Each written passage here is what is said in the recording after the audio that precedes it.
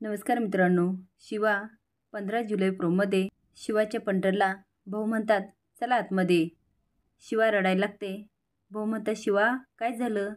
शिवा म्हणते मला फक्त त्यांना जेवण करून पाठवायचं होतं. भाऊ म्हणतात मग अडलंय कुठे? उर्मिला म्हणते स्वयंपाक तर कधीच तयार आहे. भाऊ सगळ्यांना आत घेऊन जातात आणि म्हणतात चला बसा जेवायला. आशू तू पण बस. आशूची काही इच्छा नसते पण भाऊच्या भीतीने तो जेवायला बसतो.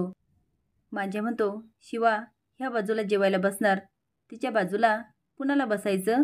आता सगळेजण मला मला करतात आणि शिवा शेजारी बसण्यासाठी एकच गोंधळ उठतो. भाऊ म्हणतात शिवा तू पण बस आणि सगळ्यांना म्हणतात शिवाच्या माहेरच्या माणसांना मी स्वतःच्या हाताने जेवायला वाढणार आणि त्यांची सेवा करणार. कीर्ती म्हणते आपण मंदिरात करतो ना अन्नदान, तुम्ही इथे तेच करणार आहेत ना? आता मात्र सीता पण तिच्याकडे शॉकून बघायला लागते. शिवाच्या गँगला खूप वाईट वाटतं आणि ती खाली बघायला लागतात.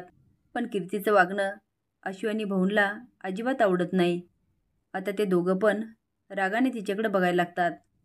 शिवाची मात्र चांगलीच सटकते आणि ती रागाने दोघांकडे बघायला लागते.